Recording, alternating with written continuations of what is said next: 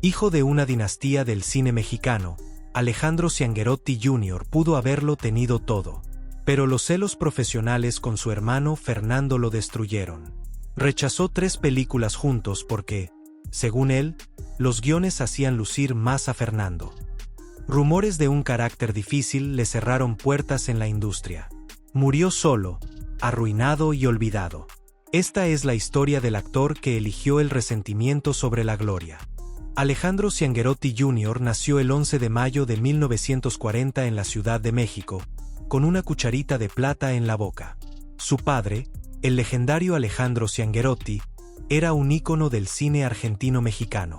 Su madre, Mercedes Soler, pertenecía a la poderosa dinastía de los hermanos Soler, una de las familias más influyentes del espectáculo nacional.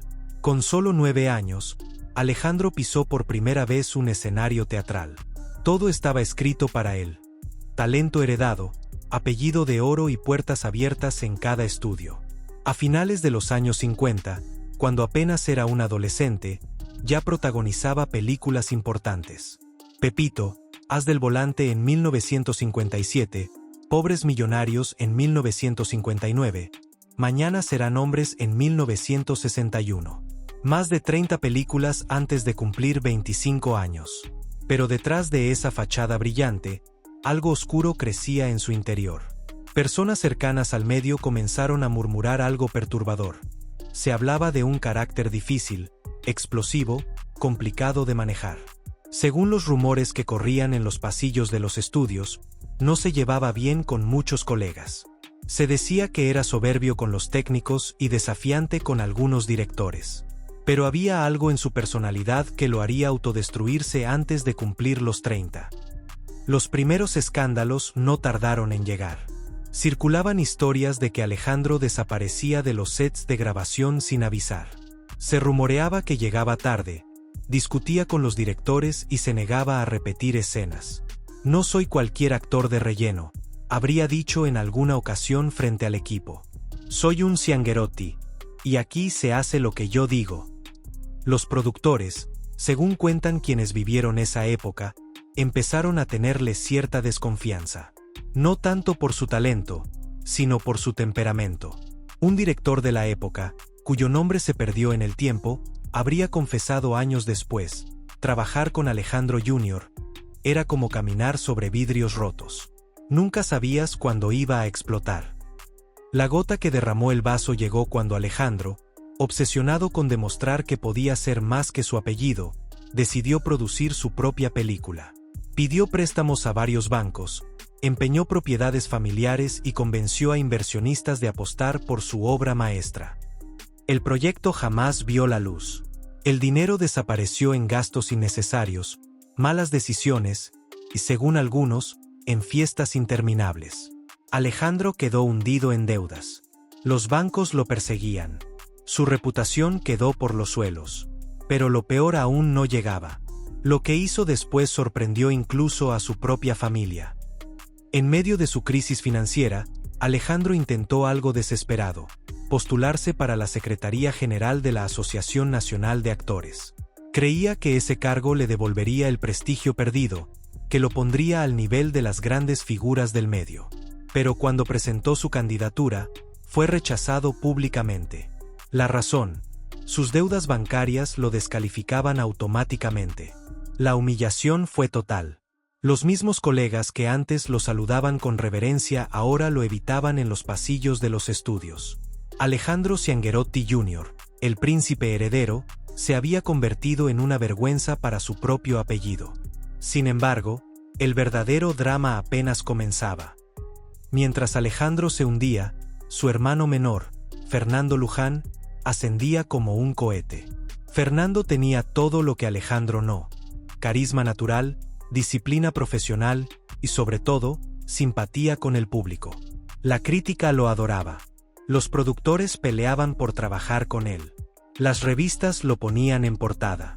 Cada éxito de Fernando era una puñalada para Alejandro. La prensa no ayudaba. Constantemente los comparaban: Fernando Luján brilla en su nueva película, Alejandro Ciangherotti Jr. decepciona otra vez. ¿Por qué Fernando tiene lo que su hermano nunca tuvo? La rivalidad se volvió tóxica. Amigos cercanos a la familia contaron que las reuniones familiares eran tensas. Se comentaba que Alejandro llegaba de mal humor, lanzaba indirectas venenosas y terminaba en discusiones acaloradas con Fernando frente a todos. «Tú no eres mejor que yo», habría dicho en más de una ocasión. «Solo tienes mejor suerte, eso es todo». Fernando, siempre caballeroso, intentaba calmar las aguas. Pero Alejandro no quería paz. Quería revancha. Nadie imaginaba hasta dónde llegaría su resentimiento. Entonces llegó la oportunidad que pudo haberlo salvado todo. 3 productoras diferentes ofrecieron proyectos cinematográficos donde ambos hermanos compartirían créditos estelares. Películas que prometían taquilla millonaria, historias perfectas para lucir el talento de ambos. Pero Alejandro, cegado por los celos, rechazó las 3 ofertas. Su argumento era siempre el mismo: los guiones están hechos para que Fernando luzca más. A mí me dan papel de segundo plano. No voy a ser la sombra de mi hermano. Los productores quedaron atónitos. ¿Cómo alguien podía rechazar semejantes oportunidades por puro orgullo? Uno de ellos recordó años después: le ofrecimos ajustar el guión, darle más escenas, lo que quisiera. Pero no se trataba de eso. Se trataba de que no soportaba estar al lado de Fernando, aunque fuera como su igual. Esas negativas marcaron el fin de su carrera. Los productores se cansaron. Si no puede trabajar con su propio hermano, ¿cómo va a trabajar con alguien más?, comentaban en los estudios. Las ofertas dejaron de llegar. Alejandro se había autosaboteado por última vez. Pero espera, aún no te he contado el momento más humillante de su vida. Hubo un incidente que la gente del medio recordaría por años. Durante una entrega de premios a mediados de los años 70, tanto Alejandro como Fernando estaban nominados en la misma categoría. Cuando anunciaron a Fernando como ganador, según testigos presentes, Alejandro se levantó de su asiento visiblemente molesto, tiró su copa de champán al suelo y salió del recinto en medio del aplauso. Algunos periodistas que estaban ahí captaron la escena. Los chismes no se hicieron esperar. Al día siguiente, los rumores corrieron como pólvora: la vergüenza de los Ciangherotti, Alejandro Jr. hace el ridículo, los celos destruyen a un actor. Se dice que su padre, el legendario Alejandro Ciangherotti, tuvo que salir públicamente a pedir disculpas por el comportamiento de su hijo. Fue el golpe final a una relación ya deteriorada. La relación entre los hermanos quedó destrozada para siempre. Fernando intentó acercarse varias veces, pero Alejandro lo rechazó con frialdad. «No necesito tu lástima», le habría dicho en su último encuentro. Nunca volvieron a hablarse. Pero la vida le tenía preparada una última traición.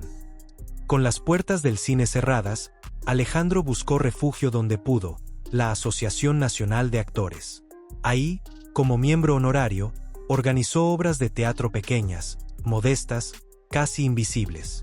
Nada que ver con los grandes montajes que su familia había protagonizado. Eran funciones en teatros de barrio, con presupuestos mínimos y audiencias escasas. Alejandro dirigía, producía y a veces actuaba. Pero nadie prestaba atención. La prensa no cubría sus eventos. El público no llenaba las butacas. Era como gritar en el vacío. En algún momento de finales de los años 50, se comenta que Alejandro se casó con una dama de sociedad. Según versiones no confirmadas, juntos habrían tenido hijos, y uno de ellos años después participaría en la famosa serie cómica Cachún Cachún Ra Ra de los años 80, llevando el apellido familiar a una nueva generación. Sin embargo, los detalles exactos de su vida privada siempre fueron guardados con discreción. Pero ni siquiera la familia pudo llenar el vacío que Alejandro sentía. Seguía amargado, resentido, atrapado en el pasado. Sus amigos se alejaron. Sus colegas lo olvidaron.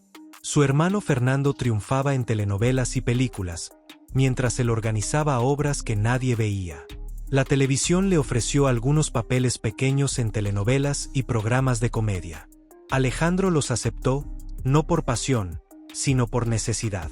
Eran roles discretos, secundarios, sin brillo. La crítica, cuando lo mencionaba, siempre lo comparaba con Fernando: no tiene el carisma de su hermano, le falta la chispa de los Luján. Cada reseña era un recordatorio de su fracaso. Lo que sucedió en sus últimos días rompió el corazón de todos. A principios del año 2000, Alejandro comenzó a sentir dolores intensos en el estómago. Al principio los ignoró, como había ignorado tantas advertencias en su vida. Pero el dolor no cedía. Se hizo estudios médicos. Los resultados fueron devastadores: cáncer avanzado de estómago. Los doctores le dieron meses de vida. Alejandro enfrentó la noticia con la misma rebeldía con la que había vivido. Se negó a tratamientos agresivos, rechazó la quimioterapia invasiva. Si voy a morir, que sea en mis términos, habría dicho. Durante esos últimos meses, su familia intentó reunirlo con Fernando. Pero Alejandro se negó hasta el final. No quiero su compasión ahora, murmuró desde su cama de hospital. El resentimiento era más fuerte que la muerte misma. Sus seres queridos lo acompañaron en sus últimos días. Su esposa, según cuentan, nunca se separó de su lado. Pero Alejandro murió como había vivido, enojado con el mundo, amargado por lo que pudo ser y nunca fue. El 30 de mayo de 2004, Alejandro Ciangherotti Jr. falleció a los 64 años. Su muerte fue discreta, casi anónima. Algunos periódicos publicaron una nota pequeña en páginas interiores. Las revistas de espectáculos apenas lo mencionaron. Fernando Luján, su hermano, asistió al funeral con lágrimas en los ojos, cargando una culpa que nunca debió ser suya. La historia de Alejandro Ciangherotti Jr. es una tragedia mexicana. Un hombre que nació con todo y murió sin nada. Un actor que pudo haber brillado junto a su hermano pero eligió la oscuridad del resentimiento. La vida le ofreció oportunidades, pero él las rechazó. Le dio talento, pero lo desperdició. Le puso familia, pero la alejó. Al final, Alejandro no fue derrotado por la industria, ni por su hermano, ni por el público. Fue derrotado por sí mismo. Su legado quedó eclipsado por Fernando Luján, quien se convirtió en una leyenda del cine y la televisión mexicana. Pero quienes conocieron a Alejandro saben la verdad: no era menos talentoso que su hermano. Solo era más orgulloso. Y ese orgullo lo destruyó. Hoy, casi nadie recuerda a Alejandro Ciangherotti Jr. Sus películas se perdieron en el olvido. Sus obras de teatro nunca fueron registradas. Su nombre es apenas una nota al pie en la historia del cine mexicano. Pero su historia merece ser contada. Porque es un recordatorio de que el talento no es suficiente. Que el apellido no garantiza nada. Y que el peor enemigo de un artista puede ser su propio orgullo. Alejandro Ciangherotti Jr. pudo haber sido grande. Eligió ser olvidado. Y esa, tal vez, fue su mayor tragedia. ¿Conocías esta historia? ¿Crees que Alejandro desperdició su talento o fue víctima de las circunstancias? Coméntalo aquí abajo y suscríbete para más historias olvidadas del cine mexicano que te dejarán sin aliento.